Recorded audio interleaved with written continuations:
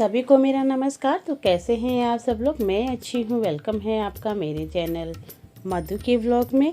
तो फ्रेंड्स, आज मैं सुनाने जा रही हूँ फिर आपको एक अच्छी सी कहानी। और कहानी को सुनाने के लिए ज़्यादा देर नहीं करते हैं, चलिए करते हैं आरंभ। एक साधु देश में यात्रा के लिए पैदल निकला हुआ था। एक बार रात हो जाने पर वह एक गाँव में एक व्यक्ति के यहाँ दरवाजे पर रुका। उस व्यक्ति ने साधु की बहुत सेवा की।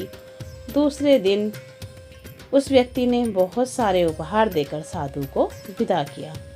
उस साधु का जिसने आदर सत्कार किया था उसका नाम था सागर। तो साधु ने सागर के लिए प्रार्थना की, भगवान करे तू दिनों दिन बढ़ता ही रहे। किसने कही ये बात? साधु ने। साधु की बात सुनकर सागर हंस पड़ा और बोला, अरे महात्मा जी, जो यह है यह भी नहीं रहने वाला। साधु सागर की ओर देखता रह गया और वहां से चला गया। ये बात किसने कही? सागर ने। 2 वर्ष बाद साधु फिर सागर के घर गया और देखा कि सारा वैभव ही समाप्त हो गया है।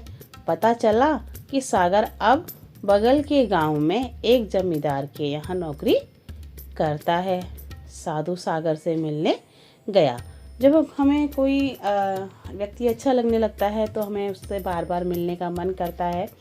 और जब भी हम उसके आसपास जाते हैं तो बस यही लगता है कि हम उससे एक बार अवश्य मिलें। तो ऐसा ही साधु के मन में भी सागर को मिलने के बाद ऐसा होने लगा था। सागर के अभाव से भी सागर ने जो है सभी तरीके के अभाव होने के बावजूद भी साधु का स्वागत किया। झोपड़ी में फटी चटाई बिठाकर खाने के लिए सूखी रोटी दी।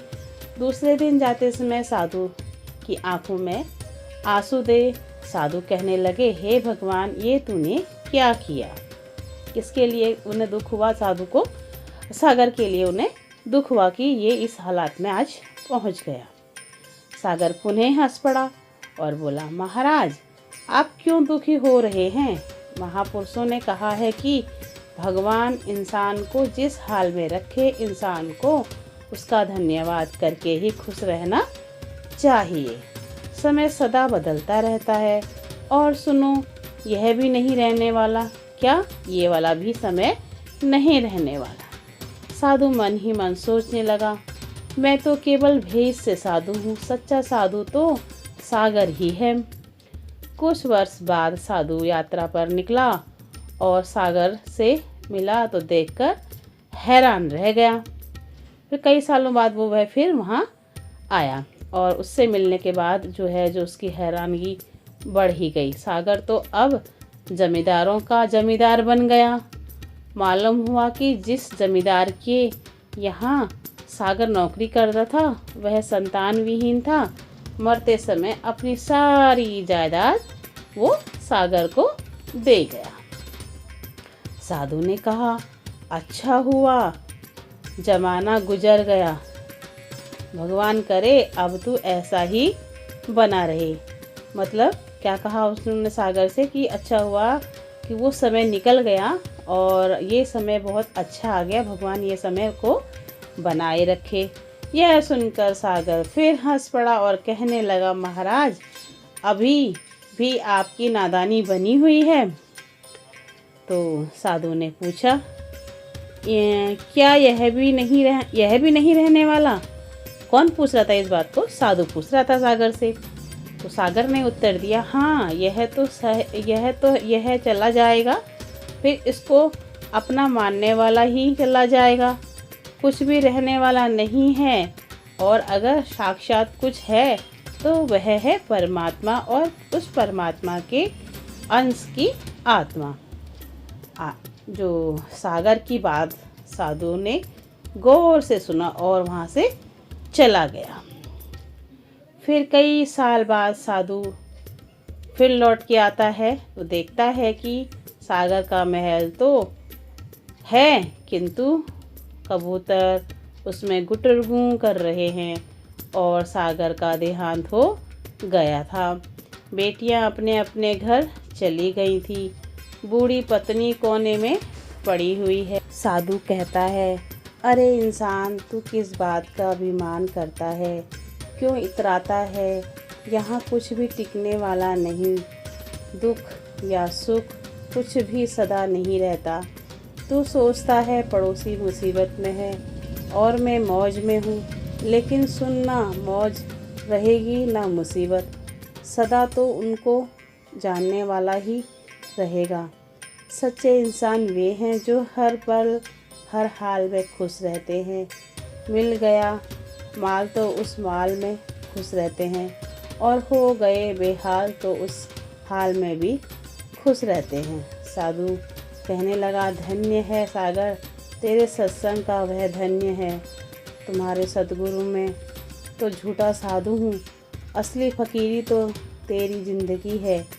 अब मैं तेरी तस्वीर देखना चाहता हूँ। कुछ फूल चढ़ाकर दुआ तो मांग लूँ।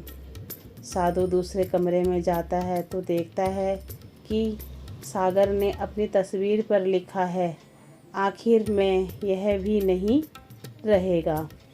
तो कभी कभी ऐसी चीज़ें सुनने को मिलती हैं, देखने को मिलती हैं। एक जो सीधा साधा साधु था, मतलब एक साधु और एक सीधा साधा आदमी था, तो उस आदमी को इतना कुछ ज्ञान था, इतनी कुछ बातें आगे तक की पता थी कि जितनी बार साधु उससे बातें करता था, जितनी बार उसे आशीर्वाद देता था, उन सब का ही अर्थ उसे पता था। तो ऐसा नहीं है कि हम केवल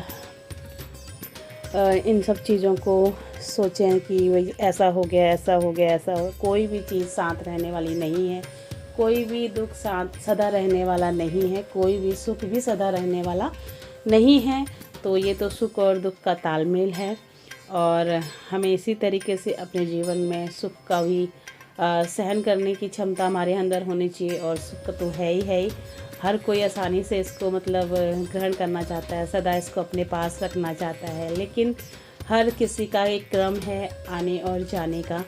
मनुष्य का भी यही क्रम है, वो आया है तो जाएगा ज़रूर, ये हम सबको पता है। सब इसके बारे में अच्छे से भली भांति जानते हैं, फिर भी जीवन जीना बहुत अच्छा लगता है और मृत्यु के पास आना बहुत ही डर लगता है, जबकि मृत्यु एक सच्चाई है। तो कैसी लगी आज की कहानी आपको बताइएगा ज़रूर। और जो भी मेरे चैनल पर न्यू आते हैं तो प्लीज़ चैनल को सब्सक्राइब कर दीजिएगा, सपोर्ट करिएगा। आप लोगों के सपोर्ट की हमें बहुत बहुत बहुत ज़रूरत रहती है। तो इसी तरीके से हम लाते रहेंगे, आपको अच्छी चीज़ें शेयर करते रहेंगे। और बताइएगा आप लोगों को कहानी वगैरह में क्या सुनना अच्छा लगता है, मतलब धार्मिक चीज़ें और या फिर इस तरीके से कहानी आप सुनना चाहिए, मतलब पसंद करते हैं। तो चलिएगा आज के कहानी का करते हैं यहीं पे एंड, फिर मिलते हैं आपसे एक अच्छे से नए व्लॉग, कहानी, कथा या कोई सुंदर से ब्लॉग के साथ में। क्योंकि व्लॉग बनाने का थोड़ा सा प्रॉब्लम हो रहा है, अभी तबीयत फिर थोड़ी सी गड़बड़ हो जाती है मेरी, कहीं मैं आती जाती हूँ ना तो थोड़ा सा प्रॉब्लम मुझे हो जाता है। तो इसकी वजह से सारा सिस्टम मेरा चेंज हो जाता है। फिर गाड़ी पटरी पर आती है, फिर कहती हूँ कि नहीं बिल्कुल ठीक ठाक से अब डेली काम करूँगी, सब कुछ करूँगी, लेकिन फिर वही होता है कि कुछ ना कुछ फिर कोई प्रॉब्लम आती है और फिर सारा का सारा सिस्टम मेरा चेंज हो जाता है। तो प्लीज़ आप लोग भी सहयोग कीजिएगा, सपोर्ट कीजिएगा।